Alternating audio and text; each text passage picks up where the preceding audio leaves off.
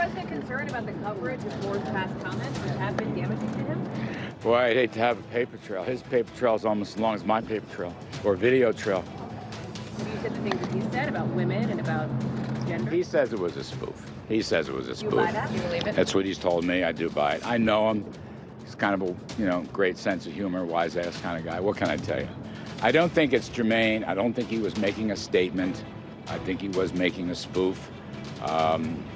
Our support is still there. Still there.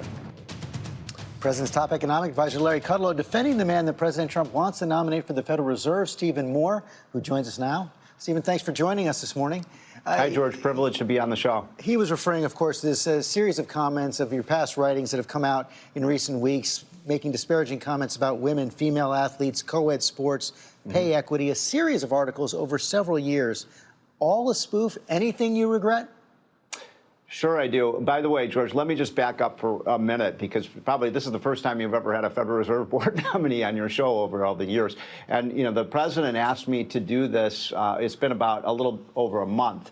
And just so people understand the history here, for the first week, a lot of economists on the left and people in the media started attacking some of my economic ideas, and that got them nowhere. I stand by what I've said and my credentials on the economy.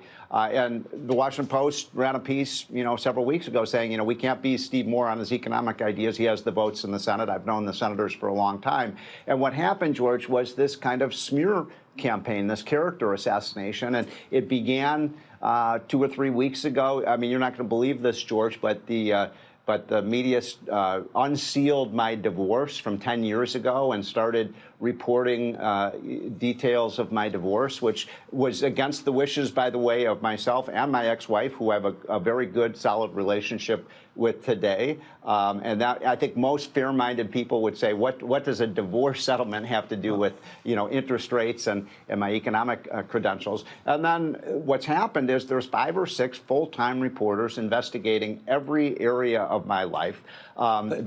These articles that you're talking about were 17, 18 years ago. Frankly, I didn't even remember writing some of these. They were so long ago. Now, you asked me the question of whether I'm apologetic about some of those columns. They were humor columns, but some of them weren't funny. And so I am apologetic. I'm embarrassed by some of those things that I wrote. But I do think we should get back to the issue of whether I'm qualified to be on the Federal Reserve Board, whether I have the economic expertise. And I think there's an area where I'll stand by my record and I'll debate anybody on economics. And let's make this about the economy.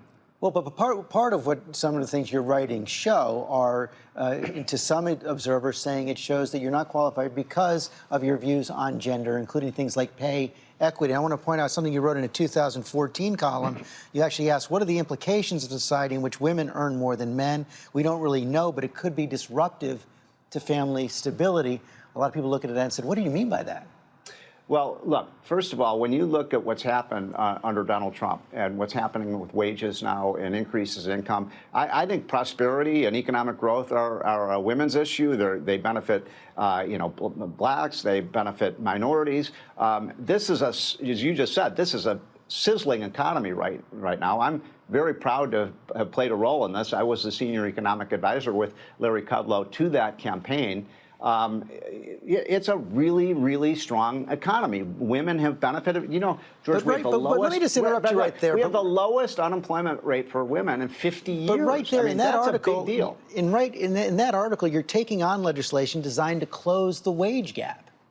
We are closing the wage gap. I mean, the way to close the wage gap is by creating a healthy economy. Right now, we have 7.1 million more jobs than people that are filling them right now. That's allowing women, minorities, others to increase their wages. I mean, look, I'm happy and proud of the fact that I played a small role in creating an economy today that's probably as good as it's been in 20 years. In terms of the labor force issues right now, George, this is the best labor market for workers in your and my lifetime. I mean, look, I'm not going to apologize for that. I think it's a fantastic thing. I just want when it comes to wages and gender equity, I want that to be decided by the market. I don't want government to intervene in those kinds of things. Your fate is in the hands of the Senate, including some female senators. Senator Susan Collins of Maine. She's taken on your call back in late last year when you said the chair of the Federal Reserve should be fired for considering raising interest rates. Also concerned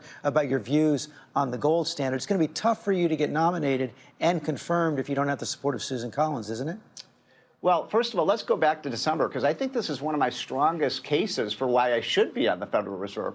You know, I was one of the first economists among thousands when the Fed raised interest rates back in December. I got very angry about it, and then I said this was economic malpractice. It was a terrible decision by the Fed.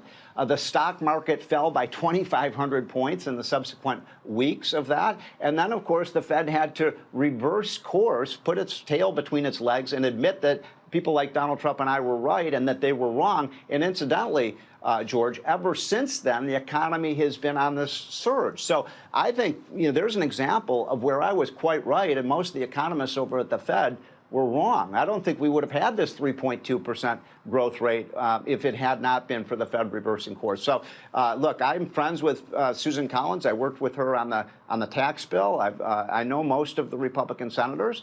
I think they respect my economic expertise and my record. But I have said, look, if I become a liability to any of these senators, I would withdraw. I don't think it's going to come to that. I think most fair-minded people think this has been kind of a sleaze campaign against me. Incidentally, I have 110 prominent economists who've signed a letter endorsing me, including dozens and dozens of women. So I just think that the perception is very different from the reality in terms of my attitude towards women. You might have some trouble in the Midwest, though, because of comments you made back in 2014. Want to show everybody that. If you live in the Midwest, where else do you want to live besides Chicago, right? You don't want to live in Cincinnati or Cleveland or, these, armpits of America like that. You want to live in Chicago, right? Armpits of America. Senator Sherrod Brown says you have to apologize and retract that statement. Well, you know what? I am a homer. I am a Chicago boy, George. And so, I've always, Cincinnati and Cleveland have been our rivals. But, the irony of that statement, which was made 5 years ago, is today the Ohio economy is booming. I just wrote a column saying, look, Cincinnati and Cleveland aren't the armpits of America.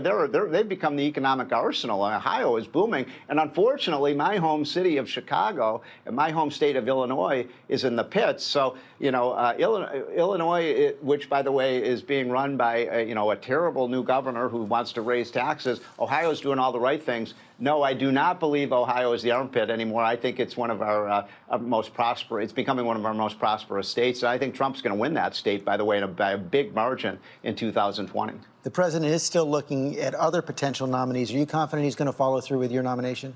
Well, I talked to the White House just a couple days ago. One thing I love about this president, and incidentally, I'm just very proud of playing a small part in what he has done to rebuild the American economy. I mean, you were talking about the economy earlier. 71% of Americans now view the economy as good or great. That's twice as high the percentage as it was, George, when Barack Obama was president. So Americans do feel the economy is headed in a good direction. I think that I'm going to make it through this process. And, he has one other person he has to put on that board. And my whole thing is we can grow this economy at 4%. We can have no inflation and high employment. And that's good for every segment of our population. Stephen Moore, thanks for your time this morning. Thank you, George. Hi, everyone. George Stephanopoulos here. Thanks for checking out the ABC News YouTube channel. If you'd like to get more videos, show highlights, and watch live event coverage, click on the right over here to subscribe to our channel. And don't forget to download the ABC News app for breaking news alerts. Thanks for watching.